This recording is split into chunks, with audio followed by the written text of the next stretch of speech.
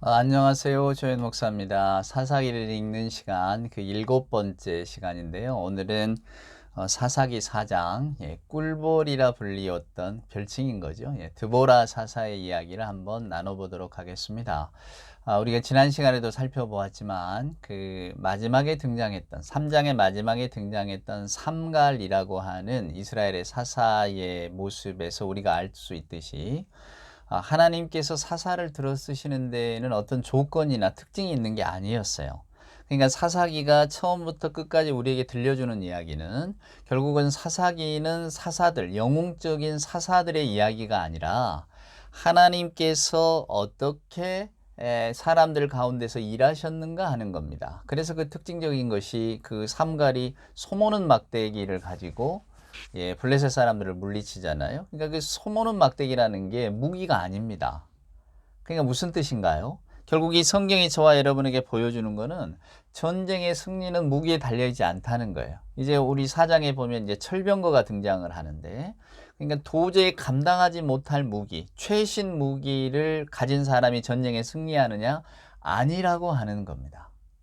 그러니까 사사기가 우리에게 들려주는 것은 전쟁의 승리는 무기도 아니요, 또 사사의 기준은 어떤 신분이라든가 그가 가지고 있는 위상이 아니라 하나님이 세워주신 은혜에 따라 있다는 거예요. 그러니까 이방인도 사사로 이용하셨잖아요. 삼갈이 아나세 후손이었던 것처럼. 그러니까 정통 이스라엘 사람이 아니어도 하나님께서는 그들을 세워주셨다는 겁니다. 이스라엘 사람들 입장에서 보면 굉장히 부끄러운 이야기죠. 창피한 이야기입니다. 왜? 이스라엘에 사람이 없습니까? 이스라엘에 사람이 없으면 그냥 사람이 없어서 그런 사람들을 사사로 세웠나요? 아니잖아요. 그러니까 오늘 저와 여러분이 염두에 두고 살피셔야 될 것이 하나님이 하시는 일에 대한 주목입니다. 사람들은 신분과 이상에 따라서 어떤 사람을 인정하고 그 사람을 지도자로 삼을 만하다고 생각하지만 우리 하나님의 입장에서 보시는 것은 전혀 다르다는 거예요. 그러니까 사람의 시선과 하나님의 시선이 다른 거죠. 그러니까 일꾼의 권위라고 하는 것은 그가 가진 신분이나 위상에서 오는 게 아니라 하나님께서 그에게 맡겨주신 일, 하나님의 일을 맡겨주셨다, 하나님이 그를 택해주셨다 라고 하는 것에 있음을, 즉 철저히 하나님께 방점이 찍혀 있음을 오늘 이 사사기가 보여주고 있는 거죠. 자, 그럼 한번 사장을 한번 보실래요? 에훗이 죽으니 4장 1절이 이렇게 시작합니다. 이스라엘 자손이 또 여호와의 목전에 악을 행하매 여호와께서 하솔에서 통치하는 가나안 왕 야빈의 손에 그들을 파셨으니 그의 군대 장관은 하롯의 닭고임에 거주하는 시스라요, 야빈 왕은 철병거 900대가 있어 20년 동안 이스라엘 자손을 심히 학대하였다. 20년 동안이나 가나안 왕 야빈의 손 아래 압제를 받았다는 겁니다. 근데 그들의 군대 장관이 시스라인데 그가 철병거를 가지고 있다. 즉 철기 문명을 가지고 있다는 거죠. 그러니까 이스라엘이 전쟁을 해서는 이길 수 없는 존재라고 하는 겁니다. 자, 그 사람들에게 20년 동안이나 압제를 받았습니다. 어떻게 해야 여러분 이겨낼 수 있겠습니까? 그래서 이제 등장을 합니다. 4절입니다. 그때 라피도 세안의 여선지자 드보라가 이스라엘의 사사가 되었는데 그는 에브라임 산지 라마와 베델 사이 드보라의 종려나무 아래에 거주하였고 이스라엘 자손은 그에게 나아가 재판을 받더라. 재판을 받고 그러니까 드보라라고 하는 여선지자가 있었는데 그는 하나님의 역할, 선지자로서의 역할, 재판하는 역할, 모든 것들을 잘 감당하고 있는 여자였다는 거예요.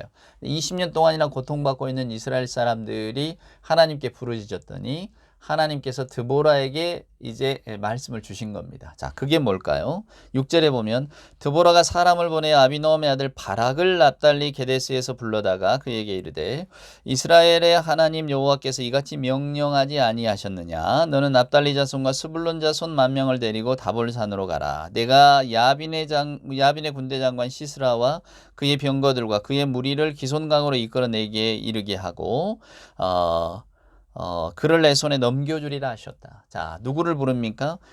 드보라가 아비노함의 아들 바락을 부릅니다. 바락을 불러서 이제 그에게 군대 지도자의 역할을 맡겨주어요. 전쟁에 나가면 승리한다. 그런데 이 바락을 보세요. 바락이 뭐라고 말하냐면 8절에 보면 바락이 그에게 이르되 만일 당신이 나와 함께 가면 내가 가려니와 만일 당신이 나와 함께 가지 아니하면 나도 가지 아니하겠노라 하니, 그러니까 같이 가주세요 이렇게 말한 거예요. 저 혼자 가기에는 겁이 나니까 드보라 선지자님께서 같이 가주세요. 드보라 선지자가 오냐 같이 가마 같이 가되. 자 9절 보세요. 내가 이번에 가는 길에서는 영광을 얻지 못하리니 이는 여호와께서 시스라를 여인의 손에 파실 것이다. 자 바락은 가기는 가되 혼자는 못 가겠으니 같이 갑시다. 즉 하나님을 의지하기보다 사람을 의지하는 모습을 보여주죠. 이제 드보라가 말합니다. 내가 가마 전쟁은 승리할 거야. 하나님이 그렇게 해주실 거니까. 근데 너는 영광을 보지 못할 거야. 왜냐하면 네가 그 군대 장관 시스라를 죽여야 모든 명예와 영광이 너에게 돌아올 것인데 너는 시스라를 죽이지 못할 거야. 시스라는 여인의 손에 죽게 될 거야. 그래서 4장을 읽어보면 이 야엘이라고 하는 여자가 등장을 합니다. 예. 그리고 시스라의 경계심을 풀고 우유를 먹여 재운 다음에 그 다음에 그에게 말뚝을 천막을 이렇게 고정시키는데 쓰는 그 말뚝을 시스라의 머리에 박아서 죽이는 장면이 그 사사기 4장의 하반절에 보면 등장을 합니다. 그렇게 해서 이제 바락이 전쟁을 하게 되고 바락은 이깁니다. 여러분 싸움에서 이기지만은 드보라의 신탁과 같이 그가 직접 죽이지 못하고 그 다음에 그 야엘이라고 하는 여인의 손에 시스라가 죽는 것을 그저 바라만 보아야 하는, 소식만 전해 들어야 하는 그런 역할밖에 못하게 되죠.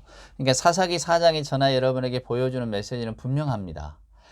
이스라엘, 아까 삼갈의 이야기를 통해서도 제가 말씀을 드렸지만은 이스라엘의 사사가 전부 남자냐, 그리고 전부 이스라엘 사람이냐, 그리고 전부 그 신분이 고귀하고 어떤 그 위상이 뛰어난 사람이었느냐, 아니라는 거예요. 그런 사람은 오히려 찾아보기가 힘들다는 겁니다. 온니엘이라고 하는 한 사람 정도에 국한될 뿐이지 나중에 이제 등장하는 기드온, 삼손, 전부 다 주목할 만한 집안의 자녀들이 아니었고 이스라엘 사람들이 사사로 섬길 만한 사람들이 아니었습니다. 오늘 이제 4장에 국한되어 보면 드보라라고 하는 이는 분명히 여자입니다. 여선지자의 모습으로 그려지는데 하나님께서는 남녀 구분 없이 그에게 역할을 맡겨주시죠. 그게 오늘 드보라가 보여주는 위상입니다.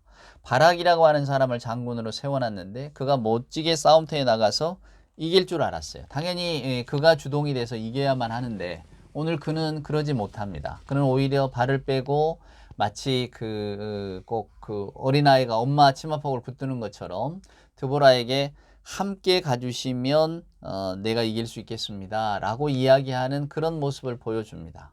그렇게 해서 오늘 이 4장의 주인공은 바락이 아니라 드보라가 되는 것이고 또 전장의 주인공은 바락이 아니라 시스라를 죽인 야엘이라고 하는 여인에게로 돌아가는 것을 보게 됩니다. 여러분 분명히 하나님은 바락을 구원자로 부르셨어요. 바락을 장군으로 불러주셨습니다. 그런데 그는 그 역할을 감당하지를 못했어요. 드보라에게 함께 갔으면 좋겠다 청함으로써 그는 어떻게 하면 하나님의 전적인 은총과 하나님의 인도하심에 따르기보다 드보라라고 하는 사사에게 기대어지는 모습을 보여주었단 말이죠. 그것이 오늘날 우리들에게 어떤 것을 사사하는가를, 어떤 것을 보여주고 가르치는가를 여러분이 잘 염두에 두셔야 할 것입니다. 그리고 이제 여기 보면 17절 한번 보실래요? 그 장면을 한번 보고 가야겠습니다. 시스라가 걸어서, 이 시스라는 야빈의 군대 장관이에요. 이제 졌습니다. 싸움에서 지고요. 그 다음에 이제 겐사람 헤벨의 아내 야엘의 장막에 이르렀으니 이는 하소랑 야빈과 겐사람 헤벨의 집에는 화평이 있습니다. 그러니까 무슨 얘기냐면 서로 이렇게 잘 아는 집이었기 때문에, 족속이었기 때문에 그 집으로 피신을 했다는 겁니다. 자, 18절에 보면 야엘이 나가 시스라를 영접하며 그에게 말하되 나의 주여 들어오소서, 내게로 들어오시고 두려워하지 마소서 하매 그가 그 장막에 들어가니 야엘이 이불로 그를 덮으니라. 시스라가 그에게 말하되 청하노니 내게 물을 조금 마시게 하라. 내가 목이 마르다 하매 우유 부대를 열어 그에게 마시게 하고 그를 덮으니 그가 또 이르되 장막문에 섰다가 만일 사람이 와서 내게 묻기를 여기 어떤 사람이 있느냐 하거든 너는 없다 하라 하고 그가 깊이 잠드니 헤베레 안의 야엘이 장막 말뚝을 가지고 손에 방망이를 들고 그에게로 가만히 가서 말뚝을 그의 관자놀이에 박음에 말뚝이 꿰뚫고 땅에 박히니 그가 기절하여 죽으니라. 예. 야엘이 시스라를 왜 죽였을까? 그 내용은 나와 있질 않습니다. 나와 있질 않아요. 왜 야엘이라고 하는 여자가 시스라를 죽였는지 내용은 나와 있지 않지만 그러나 결국 시스라는 이 여인의 손에 비극적으로 죽임을 당하는 것을 우리는 보게 됩니다. 그죠? 바락은 정말로 이렇게 닭 쫓던 게 지붕 쳐다보듯 한 존재가 된 거죠. 그래서 마지막 구절을 읽어보아도 자 여러분 23절에 보면 이와 같이 이날에 하나님이 가나안 왕 야빈을 이스라엘 자손 앞에 굴복하게 하신지라 이스라엘 자손의 손이 가나안 왕 야빈을 점점 더 눌러서 마침내 가나안 왕 야빈을 진멸하였더라. 그러니까 결국 이 사장의 끝은 바락이 이스라엘의 어떤 그 사사가 되었다 이렇게 끝나는 게 아니고 바락이라고 하는 이름은 사라져 버렸습니다. 그러니까 사사이자 구원자로 세워진 바락 처음에는 그렇게 세워졌지만 그는 결국은 하나님의 전쟁에 전적으로 신뢰하며 나가지를 못해서 오늘 그의 이름은 나오지를 않아요. 그냥 야빈 가나안 왕 야빈의 세력이 진멸되었다라고만 나와 있습니다. 자 그러면 이러한 사실이 우리에게 들려주는 이야기는 뭘까요? 예, 이스라엘의 사사가 중요한 건 아니라는 거예요. 다른 나라들에게는 반드시 왕이 있는데 왕이 중요한 게 아니다라고 하는 이야기입니다. 그러니까 오늘 저와 여러분이 이 성경 말씀을 이렇게 볼 때에 남자, 여자, 이스라엘의 지도자, 이방인들의 지도자 결국 이 사람들 간의 투쟁인가?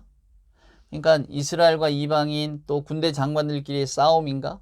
혹은 뭐 남자 여자 뭐 이렇게 편이 갈려 싸우는 것인가? 이런 것이 아니고 오늘 이 본문은 여러분 그러니까 드보라라고 하는 선지자의 예를 들어서 여자가 남자보다 훨씬 영웅적인 면모를 가지고 있다 이런 이야기를 들려주는 것도 아니에요. 하나님이 들어 쓰시는 사람이 어떤 사람이냐라고 하는 것을 우리들에게 보여줄 때에 거기에는 이방인도 있고 여자도 있고 여러분 이게 이방인과 여자가 상징하는 것은 이스라엘 사람들의 전통적인 관념을 깨트리는 겁니다. 그들이 가지고 있는 게 뭔가요? 가부장적이잖아요. 그리고 선민의식, 우리 중심, 남자 중심, 우리가 최고다.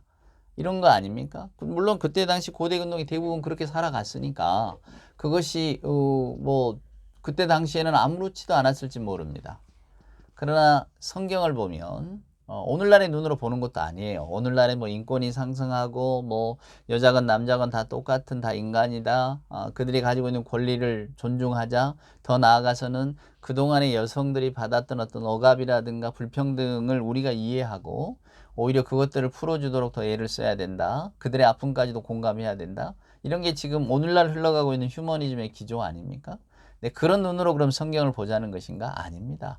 애초에 하나님께서 사람을 사랑하시고 사람을 또 들어 쓰시고 또 이스라엘 백성들을 인도하실 때는 하나님 안에는 어떠한 차별도 없습니다.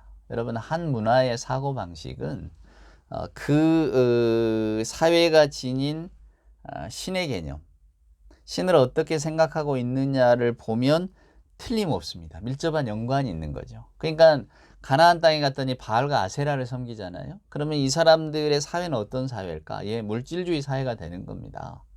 부귀영화의 사회가 되는 거예요. 입신양명이라고 하죠. 우리 동양의 사고방식. 출세 아닙니까? 출세. 나가서 성공한다. 내 이름을 높인다. 그겁니다. 그러니까 바알과 아세라도 보여주는 게 결국은 풍요와 다산이니까 이 세상의 삶이 전부인 거예요. 그러니까 내가 노력해서 이룰 수 있는 것, 그것이 우리 모두의 세상이다라고 하는 것이 물질주의 세계관이고 결국은 오늘날의 세계, 후기 자본주의 시대의 세계관입니다. 결국은 예나 지금이나 이 마음은 변해보지를 않았어요. 그게 그 사회가 가지고 있는 하나님, 신적인 존재 투영이 그대로 되는 겁니다. 근데 우리 하나님은 그런 게 아니었잖아요. 이스라엘 백성들은 우리가 가지고 있는 생각 속에서 하나님을 만든 게 아니라 그러니까 우리의 풍요와 다산을 간구하는 하나님상이 아니라 하나님 우리에게 계시해 주셨잖아요. 알려주셨잖아요. 그러니까 인간은 어떤 존재고 어떤 목적을 가지고 있고 또 어떻게 살아야 하는가를 하나님으로부터 어떤 그 안내와 지시를 받는 존재가 되어졌다 그 말입니다. 우리가 어떤 신을 만들어낸 게 아니라 하나님께서 우리를 만드시고 우리에게 하나님의 뜻을 보여주셨다 그 말이에요. 그러니까 그 뜻을 따라서 살아가는 것이 우리의 목적이고 우리의 의무가 아니겠습니까? 우리의 생각이 아니고. 그러니까 우리는 언제나 풍요와 다산의 마음을 빼앗겨 있어도 그러나 하나님께서는 그렇게 일하시는 분이 아니니까.